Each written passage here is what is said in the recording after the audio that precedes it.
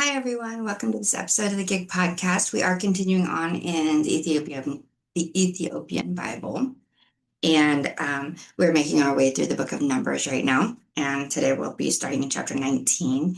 And a lot has happened. We are starting to really see God's heart for people, but also his intolerance for sin and just complete defiance. And so we are. We're still in the wilderness. The Israelites are still in the wilderness. Okay. And they were just told that they will be in the wilderness for 40 years. So, yep. All right. So, chapter 19. And the Lord spake unto Moses and unto Aaron, saying, This is the ordinance of the law, which the Lord hath commanded, saying, Speak unto the children of Israel, that they bring thee a red heifer without spot, wherein is no blemish, and upon which never came yoke. And ye shall give her unto Eleazar the priest, that he may bring her forth without the camp, and one shall slay her before his face. And Eleazar the priest shall take of her blood with his finger, and sprinkle of her blood directly before the tabernacle of the congregation 7 times. And one shall burn the heifer in his sight, her skin and her flesh and her blood, with her dung shall be burned. And the priest shall take cedar wood and hyssop and scarlet, and cast it into the midst of the burning of the heifer. And the priest shall wash his clothes, and he shall bathe his flesh in water. And afterward he shall come into the camp, and the priest shall be unclean until the evening. And he that burneth her shall wash his clothes in water, and bathe his flesh in water, and shall be unclean until the evening. And a man that is clean shall gather up the ashes of the heifer, and lay them up without the camp in a clean place, and it shall be kept for the congregation of the children of Israel for a water of separation. It is purification for sin. And he that gathereth the ashes of the heifer shall wash his clothes and be unclean until the evening. And it shall be unto the children of Israel and unto the stranger that sojourneth among them for a statute forever. He that toucheth the dead body of any man shall be unclean 7 days. He shall purify himself with it on the 3rd day, and on the 7th day he shall be clean. But if he purify not himself the 3rd day, then the 7th day he shall not be clean. Whosoever toucheth the dead body of any man that is dead, and purifieth not himself, defileth the tabernacle of the Lord. And that soul shall be cut off from Israel, because the water of separation was not sprinkled upon him. He shall be unclean. His uncleanliness is yet upon him. This is the law. When a man dieth in a tent, all that come into the tent and all that is in the tent shall be unclean 7 days. And every open vessel which hath no covering bound upon it is unclean. And whosoever toucheth one that is slain with a sword in the open fields, or a dead body, or a bone of a man, or a grave, shall be unclean 7 days. And if for an unclean person they shall take of the ashes of the burnt heifer, a purification for sin, and running water shall be put thereto in a vessel. And a clean person shall take hyssop, and dip it in the water, and sprinkle it upon the tent, and upon all the vessels, and upon the persons that were there, and upon him that touched a bone, or one slain, or one dead, or a grave. And the clean person shall sprinkle upon the unclean on the 3rd day, and on the 7th day. And on the 7th day he shall purify himself, and wash his clothes, and bathe himself in water, and shall be clean at even. But the man that shall be unclean, and shall not purify himself, that soul shall be cut off from among the congregation, because he hath defiled the sanctuary of the Lord. The water of separation hath not been sprinkled upon him. He is unclean. And it shall be a perpetual statute unto them, that he shall sprinkleth the water of separation, shall wash his clothes, and he that toucheth the water of separation shall be unclean until evening. And whatsoever the unclean person toucheth shall be unclean, and the soul that toucheth it shall be unclean until evening. So, chapter 20. Then came the children of Israel, even the whole congregation, into the desert of Zin in the 1st month, and the people abode in Kadesh. And Miriam died there, and was buried there. And there was no water for the congregation, and they gathered themselves together against Moses and against Aaron. And the people chode with Moses and spake, saying, Would God that we had died when our brethren died before the Lord? And why have ye brought up the congregation of the Lord into this wilderness, that we and our cattle should die there? And wherefore have ye made us to come up out of Egypt to bring us into this evil place? It is no place of seed or of figs, or of vines, or of pomegranates, neither is there any water to drink. And Moses and Aaron went from the presence of the assembly unto the door of the tabernacle of the congregation, and they fell upon their faces, and the glory of the Lord appeared unto them. And the Lord spake unto Moses, saying, Take the rod, and gather thou the assembly together, thou and Aaron thy brother, and speak ye unto the rock before their eyes, and it shall give forth his water. And thou shalt bring forth to them water out of the rock. So thou shalt give the congregation and their beasts drink. And Moses took the rod from before the Lord, as he commanded him. And Moses and Aaron gathered the congregation together before the rock. And he said unto them, Hear now, ye rebels, must we fetch you water out of this rock? And Moses lifted up his hand, and with his rod he smote the rock twice. And the water came out abundantly, and the congregation drank, and their beasts also. And the Lord spake unto Moses and Aaron, Because ye believed me not to sanctify me in the eyes of the children of Israel, therefore ye shall not bring this congregation into the land which I have given them. This is the water of Meribah, because the children of Israel strove with the Lord, and he was sanctified in them. And Moses sent messengers from Kadesh unto the king of Edom. Thus saith thy brother Israel, Thou knowest all the travail that hath befallen us, how our fathers went down into Egypt, and we have dwelt in Egypt a long time. And the Egyptians vexed us and our fathers. And when we cried unto the Lord, he heard our voice, and sent an angel, and hath brought us forth out of Egypt. And behold, we are in Kadesh, a city in the uttermost of thy border. Let us pass, I pray thee, through thy country. We will not pass through the fields or through the vineyards, neither will we drink of the water of the wells. We will go by the king's highway. We will not turn to the right nor to the left until we have passed thy borders. And Edom said unto him, Thou shalt not pass by me, lest I come out against thee with thy sword. And the children of Israel said unto him, We will go by the highway, and if I and my cattle drink of thy water, then I will pay for it. I will only, without doing anything else, go through on my feet. And he said, Thou shalt not go through. And Edom came out against him with much people and with a strong hand. Thus Edom refused to give Israel passage through his border. Wherefore Israel turned away from him. And the children of Israel, even the whole congregation, journeyed from Kadesh, and came unto Mount Hor. And the Lord spake unto Moses and Aaron in Mount Hor, by the coast of the land of Edom, saying, Aaron shall be gathered unto his people, for he shall not enter into the land which I have given unto the children of Israel, because ye rebelled against my word at the water of Meribah. Take Aaron and Eleazar his son, and bring them up unto Mount Hor, and strip Aaron of his garments, and put them upon Eleazar his son. And Aaron shall be gathered unto his people, and shall die there. And Moses did as the Lord commanded, and they went up into Mount Hor in the sight of all the congregation. And Moses stripped Aaron of his garments, and put them upon Eleazar his son. And Aaron died there in the top of the mount. And Moses and Eleazar came down from the mount. And when all the congregation saw that Aaron was dead, they mourned for Aaron 30 days, even all the house of Israel. And so in this, we hear the story of when Moses and Aaron hit the rock and water came forth from the rock.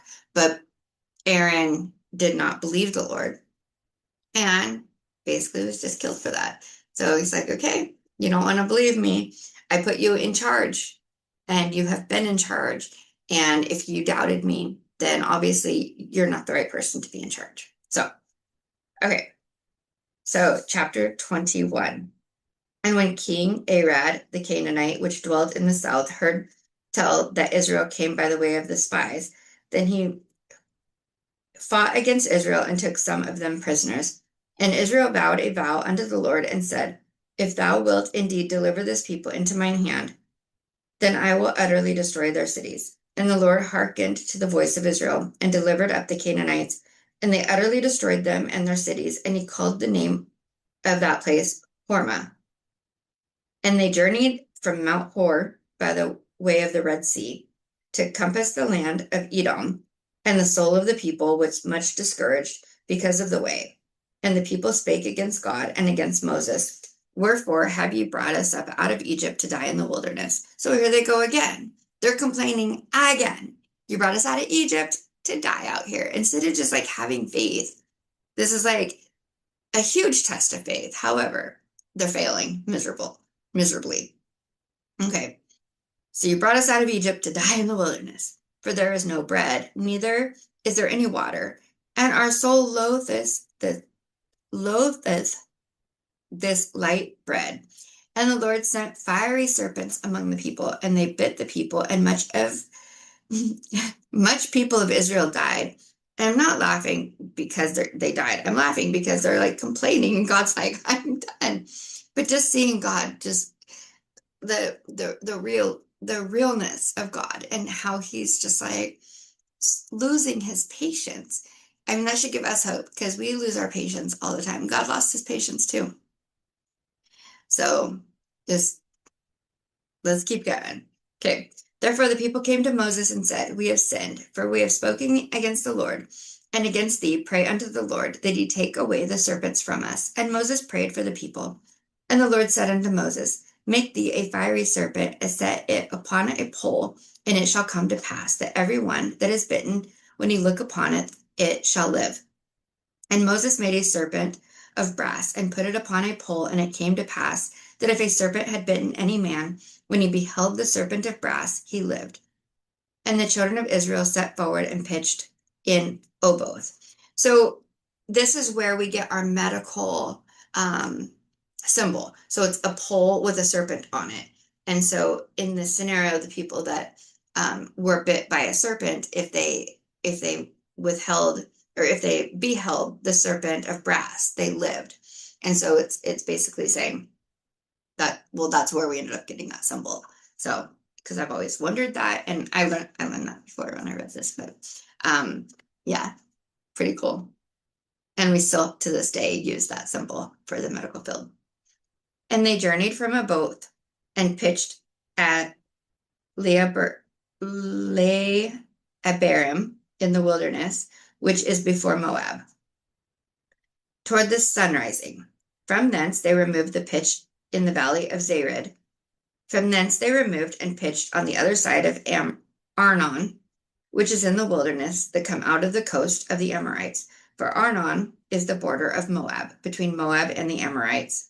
Wherefore it is said in the book of the wars of the Lord, so that's another book, the wars of the Lord, what he did in the Red Sea, and in the brooks of Arnon, and in the brooks of Arnon, and at the stream of the brooks that go down to the dwelling of Ar, and lieth upon the border of Moab.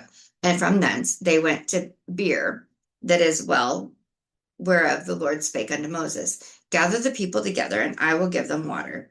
Then Israel sang this song, spring up, O well, sing ye unto it. The princes digged the well, and nobles of the people digged it, by the direction of the lawgiver with their staves. And from the wilderness they went up to Mattanah, and from Mattanah to Nahaliel, and from Nahaliel to Bamoth, and from Bamoth in the valley that is in the country of Moab, to the top of Pishgah, which looketh toward Jessamon. And Israel sent messengers unto Sihon, king of the Amorites, saying, let me pass through thy land. We will not turn into the fields or into the vineyards. We will not drink of the waters of the well, but we will go along by the king's highway until we pass thy borders. And Sihon would not suffer Israel to pass through his border. But Sihon gathered all his people together and went out against Israel into the wilderness, and he came to Jahaz and fought against Israel. And Israel smote him with the edge of the sword, and possessed his land from Arnon unto Jabbok, even unto the children of Ammon. For the border of the children of Ammon was strong. And Israel took all these cities, and Israel dwelt in all the cities of the Amorites, in Heshbon, and in all the villages thereof. For Heshbon was the city of Sihon, the king of the Amorites, who had fought against the former king of Moab, and taken all his land out of his hand, given unto Arnon. Wherefore they that speak in Proverbs say, come into Heshbon, Let the city of Sihon be built and prepared. For there is a fire gone out of Heshbon, a flame from the city of Sihon. It hath consumed Ar of Moab, and the lords of the high places of Arnon. Woe to thee, Moab! Thou art undone, O people of Chemosh! He hath given his sons that escaped and his daughters into captivity unto Sihon, king of the Amorites. We have shot at them. Heshbon is perished, even unto Dibon, and we have laid them waste, even unto Nophah, which reacheth unto Medeba. Thus Israel dwelt in the land of the Amorites, and Moses sent to spy out Jazer. And they took the villages thereof, and drove out the Amorites that were there. And they turned out and went up by the way of Bashan. And Og, the king of Bashan, went out against them, he and all his people, to battle at Edrei. And the Lord said unto Moses, Fear him not, for I have delivered him into thy hand, and all his people, and his land, and thou shalt do to him as thou didst unto Sihon, king of the Amorites, which dwelt at Heshbon. So they smote him and his sons and all his people until there was none left him alive, and they possessed his land. So the Israelites are basically moving forward, and they're going to battle against the kings of these different areas. But God is definitely on their side. So, okay. So chapter 22. And the children of Israel set forward and pitched in the plains of Moab on this side of Jordan by Jericho. And Balak, the son of Zippor, saw all that Israel had done to the Amorites, and Moab was sore afraid of the people because there were many, and Moab was distressed because of the children of Israel. And Moab said unto the elders of Midian, Now shall this company lick up all that are round about us, as the ox licketh up the grass of the field. And Balak, the son of Zippor, was king of the Moabites at that time. He sent messengers, therefore, unto Balaam, the son of Beor, to Pethor, which is by the river of the land of the children of his people, to call him, saying, Behold, there is a people come out from Egypt. Behold, they cover the face of the earth, and they abide over against me. Come now, therefore, I pray thee, curse me this people, for they are too mighty for me. Peradventure I shall prevail, that we may smite them, and that I may drive them out of the land. For I wot that he whom hath blessed is blessed, and he whom thou cursest is cursed. And the elders of Moab and the elders of Midian departed with the rewards of divination in their hand. And they came to Balaam and spake unto him the words of Balak. And he said unto them, Lodge here this night, and I will bring you word again, as the Lord shall speak unto me. And the princes of Moab abode with Balaam. And God came unto Balaam and said, What men are these with thee? And Balaam said unto God, Balak, the son of Zippor, king of Moab, hath sent unto me, saying, Behold, there is a people come out of Egypt, which covereth the face of the earth. Come now, curseth me them. Peradventure I shall be able to overcome them, and drive them out. And God said unto Balaam, Thou shalt not go with them. Thou shalt not curse the people, for they are blessed. And Balaam rose up in the morning and said unto the princes of Balak, Get you into your land, for the Lord refuseth to give me leave to go with you. And the princes of Moab rose up, and they went unto Balak, and said, Balaam refuseth to come with us. And Balak sent yet again princes, more and more honorable than they. And they came to Balaam, and said to him, Thus saith Balak, the son of Zippor, Let nothing, I pray thee, hinder thee from coming unto me. For I will promote thee unto every great honor, and I will do whatsoever thou sayest unto me. Come therefore, I pray thee, curse me this people. And Balaam answered and said unto the servants of Balak, If Balak would give me his house full of silver and gold, I cannot go beyond the word of the Lord my God, to do less or more. Now therefore, I pray you, tarry ye also here this night, that I may know what the Lord will say unto me more. And God came unto Balaam at night and said unto him, If the men come to call thee, rise up and go with them. But yet the word which I will say unto thee, that thou shalt do. And Balaam rose up in the morning and saddled his ass and went with the princes of Moab. And God's anger was kindled because he went. And the angel of the Lord stood in the way for an adversary against him. Now he was riding upon his ass, and his 2 servants were with him. And the ass saw the angel of the Lord standing in the way, and his sword drawn in his hand. And the ass turned aside out of the way, and went into the field. And Balaam smote the ass to turn her into the way. But the angel of the Lord stood in a path of the vineyards, a wall being on this side, and a wall on that side. And when the ass saw the angel of the Lord, she thrust herself into the wall, and crushed Balaam's foot against the wall, and he smote her again. And the angel of the Lord went further, and stood in a narrow place, where was no way to turn either to the right hand or to the left. And when the ass saw the angel of the Lord, she fell down under Balaam, and Balaam's anger was kindled, and he smote the ass with a staff. And the Lord opened the mouth of the ass, and she said unto Balaam, What have I done unto thee, that thou hast smitten me 3 times? So this is when God spoke to Balaam through a donkey. So, never underestimate God. He can open the mouth of an animal and talk. Crazy. And Balaam actually responds. And Balaam said unto the ass, Because thou hast mocked me, I would there wear a sword in mine hand, for now I would kill thee. And the ass said unto Balaam, Am not I thine ass, upon which thou hast ridden ever since I was thine unto this day? Was I ever wont to do so unto thee? And he said, Nay. Then the Lord opened the eyes of Balaam, and he saw the angel of the Lord standing in the way, and his sword drawn in his hand, and he bowed down his head and fell flat on his face. And the angel of the Lord said unto him, Wherefore hast thou smitten thine ass those 3 times? Behold, I went out to withstand thee, because thy way is perverse before me. And the ass saw me, and turned from me 3 times. Unless she had turned from me, surely now I had slain thee, and saved her alive. And Balaam said unto the angel of the Lord, I have sinned, for I knew not that thou stoodest in the way against me. Now therefore, if it displease thee, I will get me back again.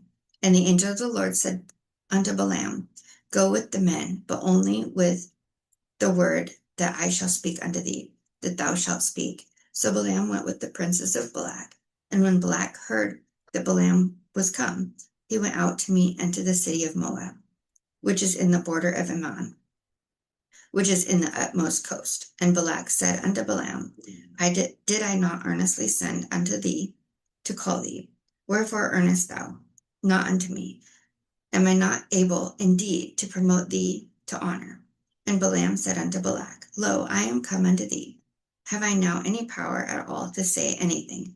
The word of God putteth in my mouth, that shall I speak.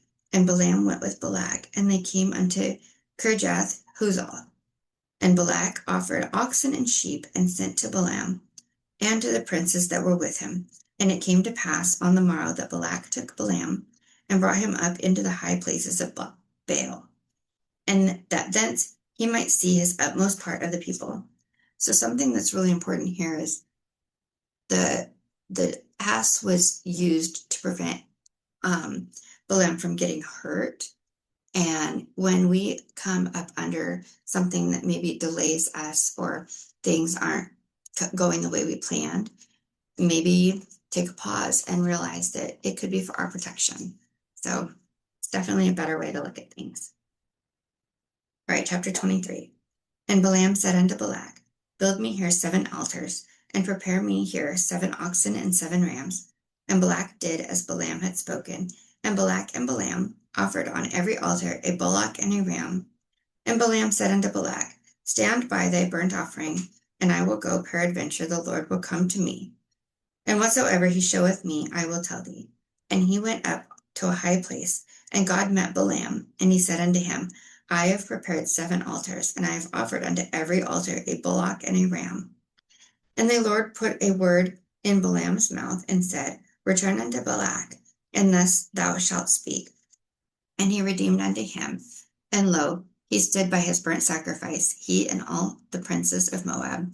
And he took up his parable and said, Balak, the king of Moab, hath brought me from Aram out of the mountains of the east, saying, Come, curse me, Jacob, and come defy Israel. How shall I curse whom God hath not cursed? Or how shall I defy whom the Lord hath not defied? For from the top of the rocks I see him, and from the hills I behold him. Lo, the people shall dwell alone, and shall not be reckoning among the nations. Who can count the dust of Jacob and the number of the fourth part of Israel? Let me die the death of the righteous, and let my last end be like this. And Balak said unto Balaam, What thou hast done unto me. I took thee to curse mine enemies, and behold, thou hast blessed them altogether. And he answered and said, Must I not take heed to speak that which the Lord hath put in my mouth? And Balak said unto him, Come, I pray thee, with me unto another place, from whence thou mayest see them.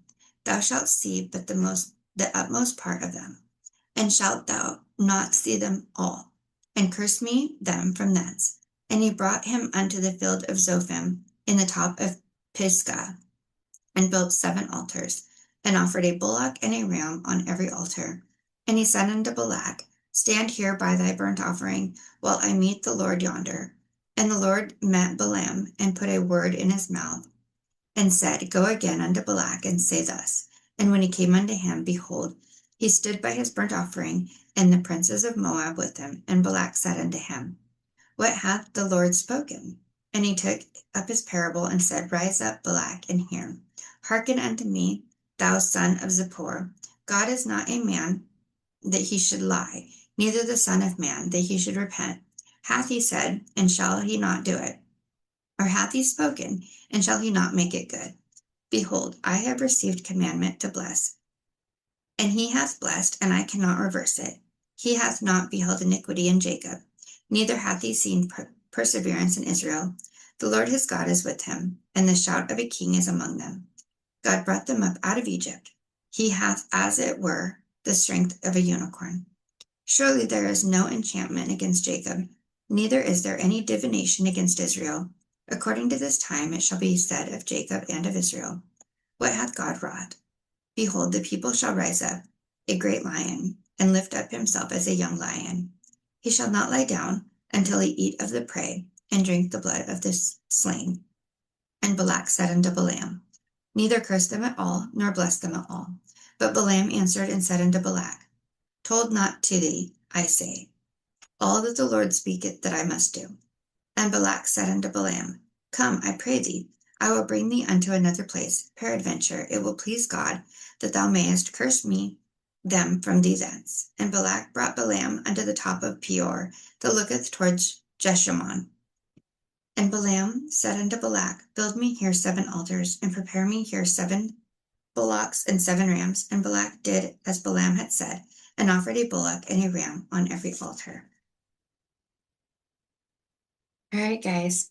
So we are seeing that as Israel moves through, they are also coming up against people who also are faithful and honorable in God's sight.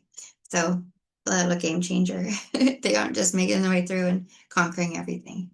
So anyways, we will pick up in chapter 24 on the next episode. I love you guys. Make it a great one.